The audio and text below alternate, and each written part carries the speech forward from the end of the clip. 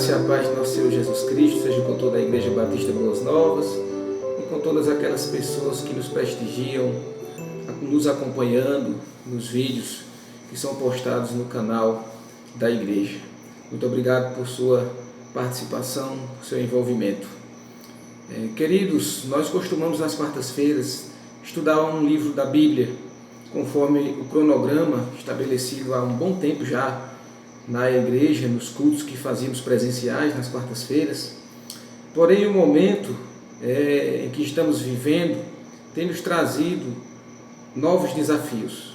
E um desses desafios é nós realizarmos o culto doméstico, o culto no lar, já que as aglomerações estão temporariamente proibidas de serem realizadas.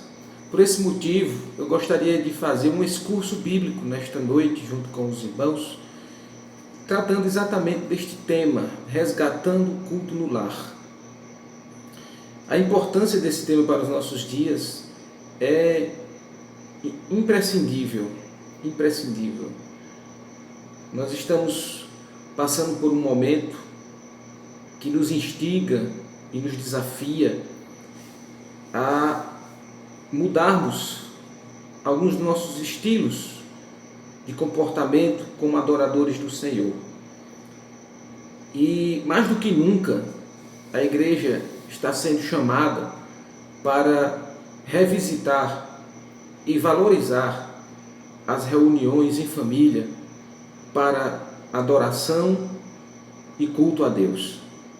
E eu gostaria de ler um versículo da Bíblia junto com você, da primeira carta de Paulo aos Coríntios, capítulo 16, você pode acompanhar na sua Bíblia, estou com a minha aqui, embora não esteja aparecendo no vídeo, mas eu gostaria de ler apenas o versículo 19 do capítulo 16, no qual Paulo faz as suas saudações finais e menciona algo interessante. Ele diz: as igrejas da província da Ásia enviam-lhes saudações. Áquila e Priscila os saúdam afetuosamente no Senhor, e também a igreja que se reúne na casa deles. É interessante notar aqui essa expressão de Paulo, a igreja que se reúne na casa deles. Para um estudioso atento da palavra de Deus, é possível averiguar que a igreja primitiva, dos primeiros séculos, a igreja cristã, ela adorava em casas, nos lares dos irmãos. O desenvolvimento do templo cristão é um pouco mais à frente, por influência do templo de Jerusalém e também por influência das sinagogas. As igrejas começaram a construir templos. E depois que o cristianismo foi oficializado como religião do Império Romano, os templos pagãos cederam lugar aos cristãos. Os ídolos foram abandonados, os deuses de Roma deixados para trás, e a igreja institucionalizada passou a também usar os seus templos como meio para a adoração pública, a adoração a Deus. Mas na igreja primitiva, na igreja apostólica do primeiro século, a adoração era feita em casas, nos lares dos irmãos, geralmente os irmãos mais abastados. Aqueles que tinham casas maiores, obviamente, poderiam comportar um maior número de pessoas. Isso nos chama a atenção pelo fato de que, nos tempos modernos, nós estamos muito acostumados com cultos públicos, e isso trouxe uma dificuldade para o homem moderno em adorar em família, em adorar no lar. Nós estamos vivendo um período de tempo na nossa história que exige de nós um resgate do culto doméstico. E eu gostaria de refletir sobre esse aspecto junto com os irmãos, buscando entender como a Bíblia e também a influência de um movimento cristão do século XVII, séculos XVI e XVII, oriundo da Reforma Protestante, chamado puritanismo, como a Bíblia e o puritanismo podem nos ajudar nessa questão da adoração em família. Nós vivemos tempos difíceis, tempos penosos. Por enquanto, a igreja não pode se reunir publicamente. E penso eu, e acredito que há muitas outras vozes que também pensam como eu, que o culto no lar será de fundamental importância, está sendo de fundamental importância para manter a igreja unida como corpo de Cristo, como comunidade do Senhor em adoração. Para nossas reflexões nesta noite, nós vamos usar da Bíblia e também da influência de um homem que escreveu um livro muito interessante, muito bom, meus irmãos, sobre o culto em família. E o título do livro é exatamente esse, o culto em família. Um escritor chamado Jason Elopoulos. É um livro bom da editora Vida Nova, eu recomendo, estou começando a lê-lo e ele tem uma importância muito grande para nós nos dias atuais. E é exatamente sobre isso que eu gostaria de falar em primeiro lugar, como uma forma introdutória do nosso discurso, do nosso diálogo nesta noite. Eu queria pensar com você sobre a importância do culto doméstico nesse tempo de reclusão. Eu acredito que uma família reunida em adoração, ela faz uma grande diferença na sociedade como um todo.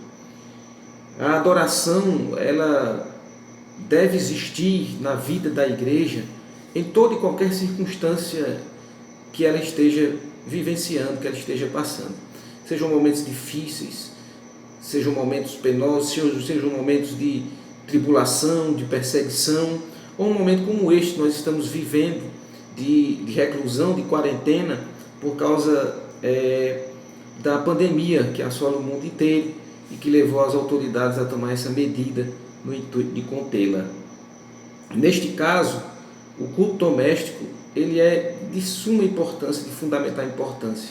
Na verdade, ele sempre foi relevante na história da igreja, porque desde o princípio, a igreja, não só a igreja cristã, mas poderíamos usar a ideia da Assembleia de Israel no Antigo Testamento, costumavam valorizar a comunhão em família, a adoração em família e o ensino bíblico e do temor do Senhor em família. Nós vamos ver isso um pouco mais à frente, de uma forma mais clara.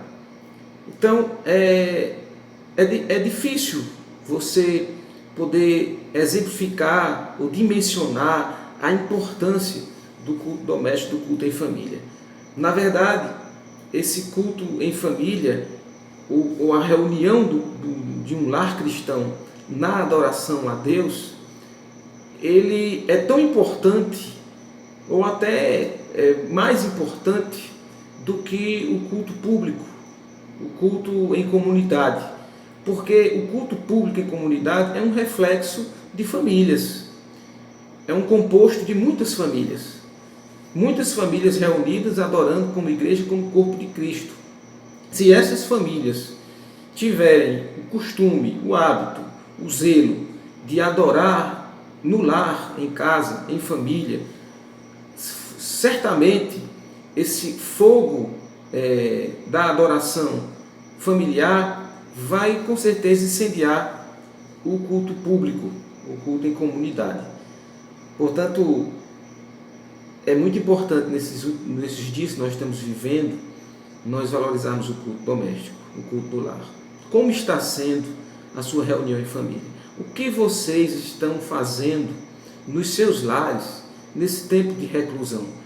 Quanto tempo ou quais os momentos do dia em que você está dedicando o seu serviço ao Senhor nas quatro paredes de sua casa? Isso é de suma importância. E para a gente entender a importância disso tudo, em primeiro lugar, eu gostaria de falar sobre a questão da adoração a Deus em si. A adoração a Deus é a razão de tudo na vida do ser humano. Na verdade, a Confissão de Fé de Westminster, por exemplo, ou mais precisamente, a Confissão Maior das Igrejas Reformadas, falam do motivo pelo qual o ser humano foi criado. Por que nós fomos criados? Porque Deus nos fez. E responde-se à pergunta dizendo que Deus nos fez para o louvor da sua glória. Que toda a criação, especialmente o homem, né, como coroa da criação, ele foi feito para adorar a Deus, para a glória de Deus, para servir a Deus e gozar dele para sempre. Isso é de suma importância, porque Deus está à procura de verdadeiros adoradores, que o adorem em espírito e em verdade. E é interessante que esse autor que eu citei, Jason Elopoulos, ele fala que não há nada mais crucial para a compreensão da vida que o fato de termos sido criados por Deus para adorá-lo. Esse é o cerne e o significado de ser humano. As pessoas podem levar a vida como se sua razão de existir fosse outra, mas todos nós fomos criados e existimos para adorar a Deus. Essa é uma grande verdade. Nós existimos para adorar a Deus. Deus nos criou para o louvor da sua glória. E essa questão de sermos criados para adorar a Deus não está relacionada apenas ao culto em um lugar público específico ou determinado para isso. Essa adoração, ela permeia todos os fatos da vida, todas as nossas atividades, toda a nossa maneira de ser, de pensar, de agir e de viver, deveria ser, ou deve ser, e precisa ser, direcionada por um espírito de adorador, por uma pessoa que adora a Deus. Então, o Jason Elopoulos, ele continua dizendo que adorar não é algo que devemos fazer, é algo que desejamos fazer. É interessante essa colocação dele, porque a adoração não é uma obrigação, ela é um reflexo daquilo que nós somos em Cristo. Nós fomos criados e recriados por Deus em Cristo para sermos adoradores, para adorarmos o seu nome. Então ele diz que é o coração grato e transformado pela graça que busca Deus em adoração. Então deve e é algo natural na vida de um redimido, de uma pessoa que foi alcançada pelo Evangelho da graça de Deus, adorá-lo e oferecer-se a si mesmo a Ele em adoração. Romanos 12:1 diz que rogo-vos, pois, irmãos, pelas compaixões de Deus, diz o apóstolo Paulo, que apresenteis o vosso corpo como sacrifício vivo, santo e agradável a Deus. Ou seja, o corpo em adoração, que é o vosso culto racional. Esse culto racional da mente parte do coração, do interior, diretamente para Deus, né? Paulo diz em 1 Coríntios 10:31, quer comais, quer bebais, ou façais outra coisa qualquer, fazer tudo para a glória de Deus. Então, você e eu fomos criados para adorar a Deus. E isso não depende de um culto realizado apenas publicamente. A gente sabe que os irmãos sentem falta, todos nós temos sentido falta de nos reunirmos como igreja em um culto, em adoração pública. Mas isso não é tudo. A adoração pública é uma continuidade daquilo que existe no coração de um verdadeiro adorador, daquilo que está dentro de nós, daquilo que nos constitui como cristãos, que nos faz ser filhos de Deus. Nós somos filhos de Deus e o Filho de Deus, ele tem prazer em adorar a Deus. E não vai ser uma reclusão, uma quarentena, uma ausência de um culto litúrgico realizado por uma liderança da igreja, juntamente com uma equipe de louvor ou com outros paramentos, né, numa reunião pública, que vai impedir de o verdadeiro crente, o cristão, adorar e servir a Deus em espírito e em verdade. E isso nos leva à segunda questão que eu quero tratar com vocês nesta noite, que é acerca das 3 esferas da adoração. Isso é um pensamento também de Jason Elopoulos, ele fala isso no seu livro.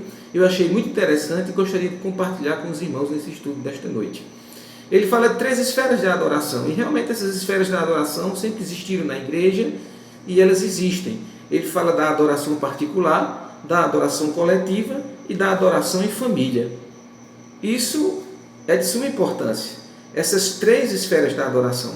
A adoração particular é aquela que é feita no nosso secreto, no nosso individualismo sadio, saudável, aquela busca pessoal por Deus. É aquilo que Deus ordenou a Josué. Ele disse a Josué medita neste livro da lei de dia e de noite, né? Não te esqueças, não abandones, não deixes esse livro por momento nenhum, mas medita nele de dia e de noite, para que sejas bem sucedido em tudo quanto realizares. Ou seja, era necessário que Josué focasse em primeiro lugar a si mesmo perante Deus, que ele buscasse na lei do Senhor, na palavra do Senhor, a meditação, a adoração, a obediência a tudo que Moisés tinha deixado escrito no Pentateuco, no intuito de fazê-lo bem sucedido em sua jornada como aquele que haveria de levar o povo de Israel a adentrar na terra prometida. Nós lembramos também de Daniel, no capítulo 6 do seu livro, né? Nós fizemos uma abordagem básica do livro na última quarta-feira, que nós postamos um vídeo. No capítulo 6 fala do seu costume de 3 vezes ao dia adorar em particular no seu quarto. Isso é de grande importância. Na verdade, essa é a primeira chama acesa para a adoração posterior em qualquer outro lugar. É a vida em adoração particular. E vai um parêntese aqui. Há famílias que são mistas e há crentes que são unitários em sua família, ou seja, somente ele é cristão ali. Somente ele teme a Deus, somente ele é um evangélico, é um crente, é um servo de Deus, em um lar misto, em um lar de maioria não cristã. E o que é que ele vai fazer? Ele vai adorar a Deus em particular. É aquilo que o Senhor ordenou. Entra no teu quarto, fecha a tua porta, ora ao teu Pai secreto, teu Pai que vem em secreto te recompensará. Essa adoração particular é o primeiro princípio, ela foi vivida por nosso Senhor Jesus Cristo, porque ele tinha o costume de sair das multidões e entrar em um lugar secreto, geralmente um monte, para orar a Deus, para passar um tempo em adoração, em oração ao Senhor Deus, né? Servindo a Deus, ao Pai, porque ele, como o Filho de Deus, assumiu a forma humana e se sujeitou ao Pai, e perante o Pai ele orava e buscava a face do nosso Deus. Em segundo lugar, a questão da adoração coletiva. Essa é a mais expressiva e a mais vivida nos dias de hoje, exceto pelo movimento dos desigrejados, né? Infelizmente, alguns cristãos estão afirmando que não existe mais a necessidade de uma adoração pública. Alguém pode ser crente sendo apenas adorador em particular. Estes estão vivendo uma vida distanciada dos princípios elementares da palavra de Deus e estão sendo anacrônicos no seu estilo de vida e de se conduzir perante Deus, porque a igreja é um corpo e o corpo de Cristo é feito por muitos membros e esses membros precisam estar reunidos em adoração e em serviço ao Senhor. Então, a adoração coletiva, ela é uma realidade da igreja desde as suas origens, e desde o tempo do Antigo Testamento o povo de Deus se reúne para adorar ao Senhor como sacerdotes espirituais, servindo ao Senhor e oferecendo a Ele o culto em adoração. Hebreus 10, 25, texto muito clássico, diz que nós não devemos deixar de congregar como é costume de alguns, antes façamos admoestações, tanto mais quanto vedes que o dia se aproxima. Isso é de suma importância para a vida do cristão. A adoração pública é um período que nós estamos vivendo de ausência, não por negligência, mas por extrema necessidade e cuidado. Porém, sentimos naturalmente a falta, e essa convocação bíblica ela é de suma importância. Embora nós estejamos separados dos nossos lares, não estamos deixando de ser adoradores e deixando de ser igreja, porque nós nos comunicamos, graças a Deus, através das redes sociais, e podemos manter a nossa unidade, o nosso serviço como servos de Deus, como cristãos, né?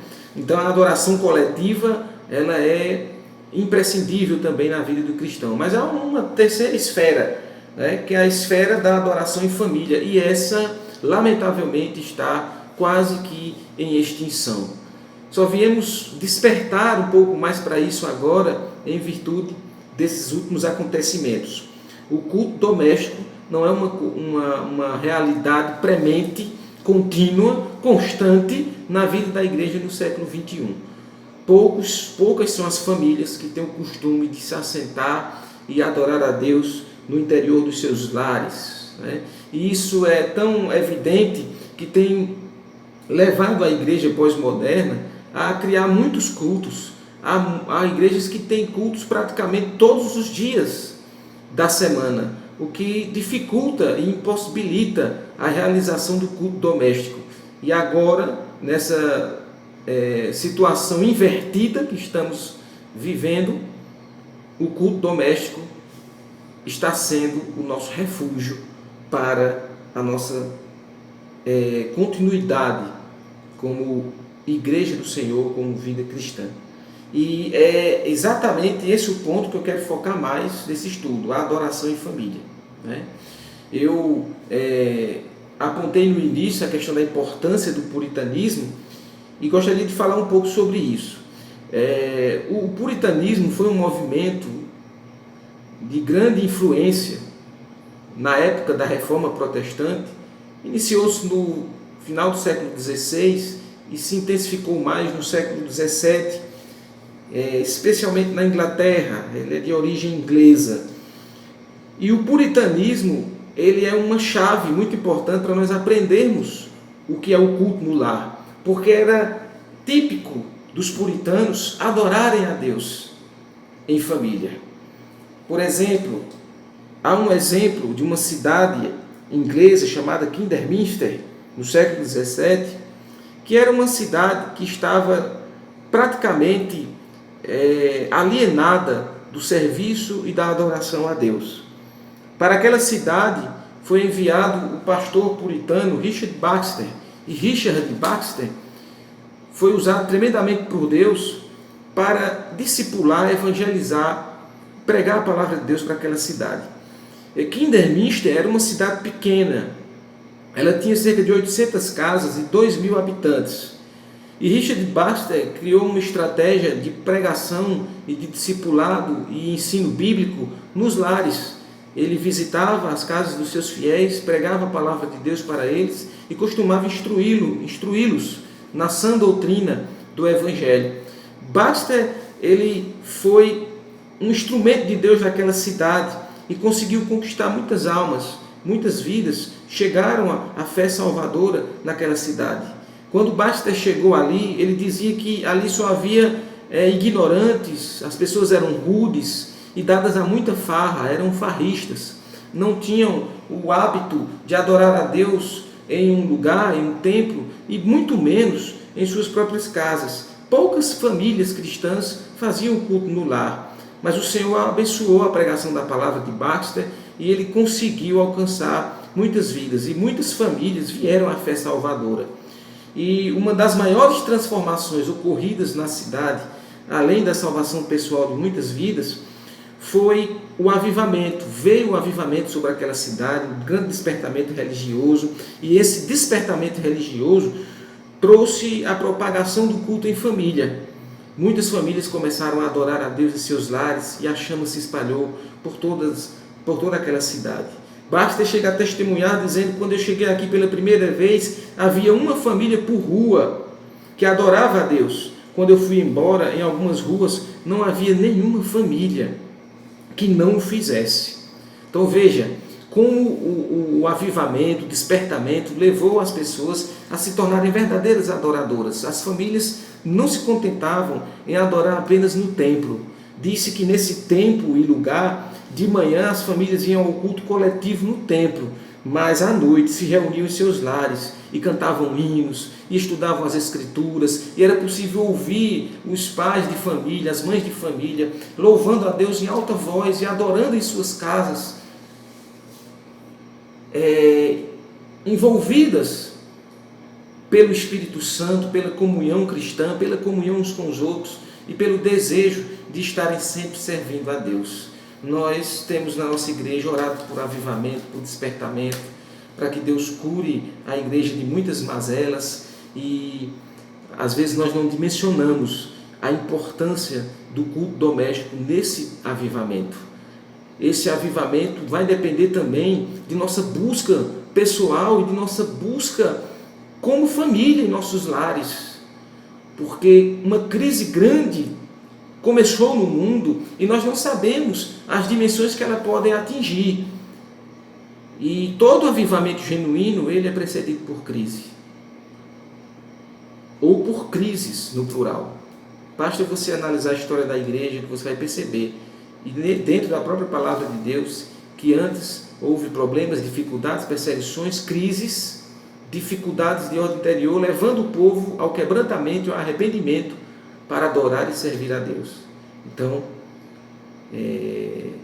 nós queremos um avivamento, mas esse avivamento, ele começa no nível individual, parte para o nível familiar e então alcança toda a igreja.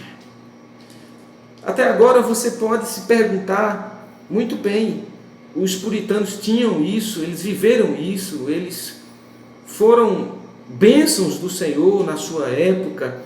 A Bíblia também nos mostra, em muitas passagens, nós vamos citar algumas daqui a pouco, da importância do culto no lar, mas há desafios, porque nós não temos esse costume, nós não temos esse hábito. Estamos começando a adquirir esse hábito agora, principalmente em virtude dessa nossa situação que estamos vivendo. E, além disso, nós viemos de uma cultura, de um costume adquirido em cultuar a Deus mais no nível individual e no nível público, mais no nível familiar. Muitas famílias, não só a nível de nossa denominação particular, de nossa igreja, mas a nível geral, de muitas e muitas igrejas, muitas e muitas famílias cristãs, não têm o hábito e o costume de adorar a Deus em família. E daí fazemos isso hoje, e eu acredito que os irmãos podem estar passando por um grande desafio, enfrentando dificuldades de como realizar um culto doméstico, um culto em família. Então eu gostaria de citar alguns desafios do culto em família, né? O culto em família nem sempre é fácil, nem sempre é fácil. Na verdade, é mais fácil realizar um culto público em alguns aspectos, não em todos, do que realizar um culto em família. Porque na família todo mundo se conhece muito melhor do que conhece as outras pessoas, os outros amigos, as outras amizades, as outras pessoas que nós conhecemos, os outros irmãos, as outras famílias. Nós não sabemos tão bem, não conhecemos tão bem quanto nossa própria família. E esse conhecimento, ele é importantíssimo, ele é positivo, ele é viável, ele deveria ser um estímulo a mais na vida de todos nós. Mas na vida de alguns se torna até um bloqueio ou algum tipo de dificuldade, né? Então, alguns desafios do culto em família exigem a nossa atenção. E o primeiro desafio é a questão da responsabilidade. Jason Elopoulos, que eu citei, ele fala de responsabilidade feliz. Por quê? Porque não deve ser um fardo, não deve ser um saco, um peso nas costas de uma família realizar o culto doméstico. Deve ser uma expressão natural daquilo que nós somos como cristãos, especialmente uma família cristã. Para os puritanos que eu citei, era inadmissível uma família cristã não realizar o culto doméstico. Era terrível. E na época deles, o culto doméstico era algo precioso, era algo que trazia alegria e satisfação no coração de todos os entes queridos. E muitos sentiam um grande desejo e não viam a hora de chegar o momento de se realizar um culto doméstico.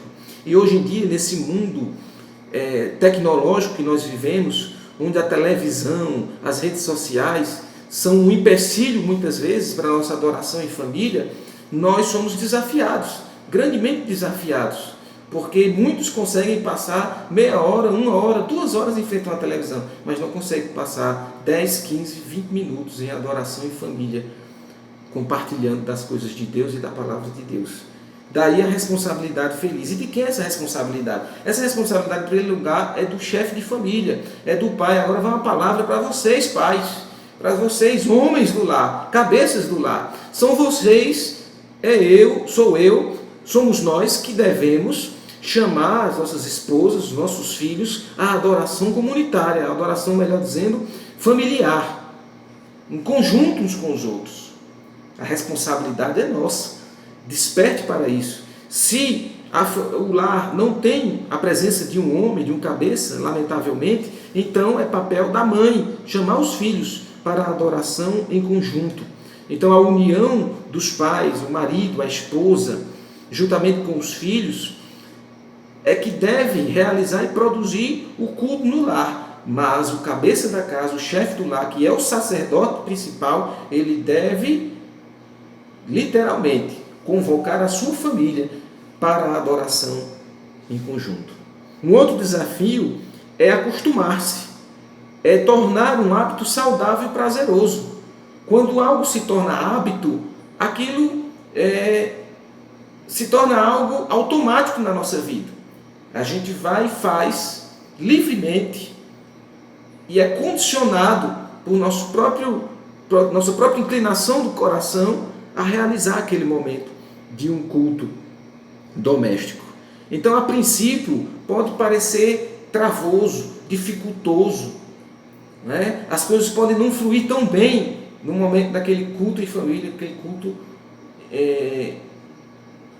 juntos, mas com o tempo, com a dedicação, com o esforço, com a valorização e com a entrega, o culto vai se tornando natural, agradável, feliz para todos os envolvidos.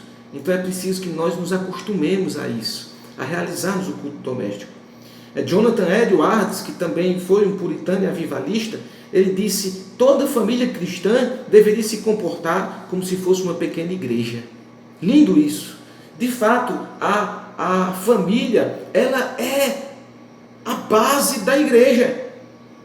Ela não é só a base da sociedade, ela é a base da igreja. A igreja é formada por famílias. E quando eu falo base, eu estou falando em base em termos de adoração, em termos de culto, em termos de serviço cristão.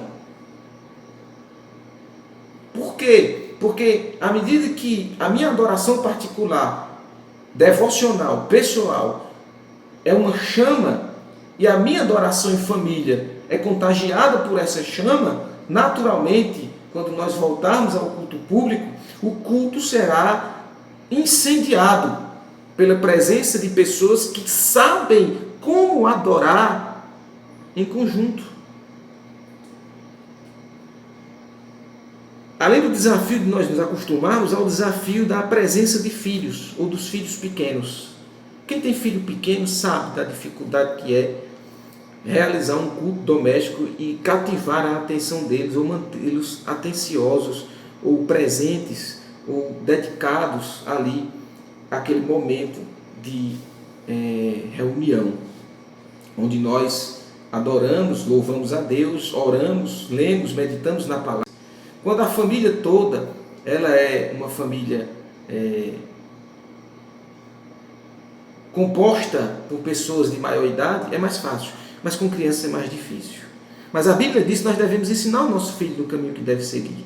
E começa na família a educação dos nossos filhos no cristianismo, na verdade do Evangelho. Por isso, eu dou algumas dicas básicas. Primeiro, não exija demais de uma criança. Ela não tem a mesma disposição e mentalidade, obviamente, né? Óbvio, que nós adultos temos. Ela está sendo encaminhada, sendo educada, passo a passo. Nesse caso, não exija demais. Não queira que seu filho fique sentado, parado, em frente a você, tendo ele 3, 4, 5, 7 anos de idade. Não vai conseguir, mas que ele esteja nas imediações, que ele seja estimulado a estar conosco, mas isso voluntariamente. Por isso, não exija demais. Também não seja maleável demais. Não deixe seu filho com o celular na mão, enquanto você está fazendo o culto doméstico, ele brincando ali com joguinhos ou navegando na internet. Não, retire dele o celular por aquele momento e diga a ele que é um momento de adoração a Deus, de culto a Deus. Ainda que ele fique emburrado, sentado em algum lugar. Ele tem que aprender e entender que aquele momento é sagrado e que deve-se fazer diferença entre aquilo que é sagrado e aquilo que é profano. E que ele tem que entender que é momento de adoração a Deus. Se ele andar de um lado para o outro, não tem problema. O que mais importa é que ele entenda que aquele momento é o momento do culto em família e que ele não pode fazer outra atividade senão estar ali participando de alguma maneira do culto doméstico.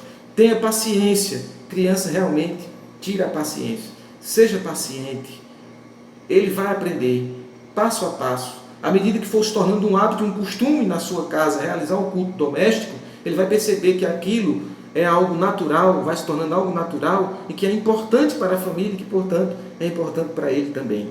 Estimule o seu filho pequeno. Às vezes ele ou ela gosta de cantar um louvor, então dê a oportunidade para que ele cante aquele louvor que ele gosta no momento do culto, ou que ele toque um instrumento do jeitinho dele no momento do culto. Isso é também de suma importância. Acima de tudo, conquiste pelo exemplo. Se você é um adorador, seu filho vai se tornar um adorador. Ele vai ver em você, pai, mãe, pessoas que sabem que há momentos no lar que são dedicados exclusivamente a Deus. Ele vai perceber e carregar isso para o resto da vidinha dele, até que ele cresça e saiba que há um Deus nos céus e que nós somos adoradores desse Deus tremendo e verdadeiro.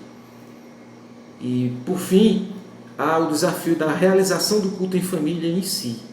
Né? Por que fazer? Onde fazer? Quando fazer? Como fazer? Isso eu vou tratar em outro vídeo, juntamente com vocês. Eu vou partilhar, tentar responder a essas perguntas da melhor maneira possível, em por que fazer, onde fazer, quando fazer, como fazer o culto doméstico.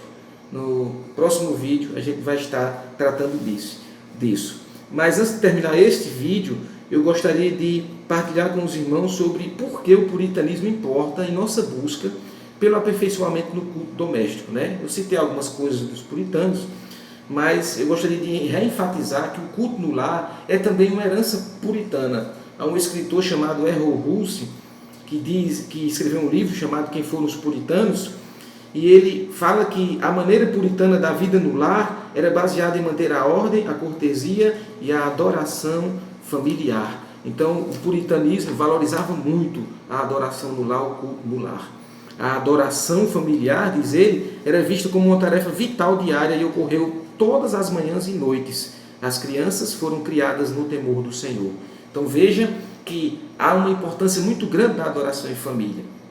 E que isso é uma herança bíblica e é uma herança também dos puritanos. A Bíblia fala em muitos momentos que a igreja se reunia em lares, que era costume, a igreja primitiva, no 2º século também, no 3º século e em outras ocasiões na história da igreja, adorar em família, adorar no lar. E o puritanismo inglês, ele enfatizou muito isso, e isso foi uma fonte poderosa do avivamento. Foi algo importantíssimo para que o avivamento se espalhasse por toda a Europa, naquele período dos séculos 16, 17 e 18. Que Deus te abençoe, que Deus grave essa palavra no teu coração, que você valorize o culto doméstico, que você aprenda a adorar a Deus, que nós venhamos a resgatar o culto no lar como algo prazeroso, gracioso, majestoso, lindo na vida como cristão, como servos de Deus, como pessoas que foram chamados das trevas para a sua maravilhosa luz, para sermos verdadeiros adoradores do Senhor. E no próximo estudo nós estaremos tratando de mais detalhes acerca de como realizar um culto doméstico e que você valorize isso. Que o nome do Senhor seja glorificado, que você se deleite na presença do Senhor com sua família, porque família é bem de Deus, é preciosidade de Deus. E uma família no altar de Deus é uma família vitoriosa, é uma família guardada pelo Senhor, é uma família que pertence ao Senhor. Então diga como disse Josué: eu e minha casa serviremos ao Senhor, eu e minha casa adoraremos ao Senhor em espírito e em verdade. Fica na paz, Deus abençoe a todos em Cristo Jesus. Amém. Graças a Deus.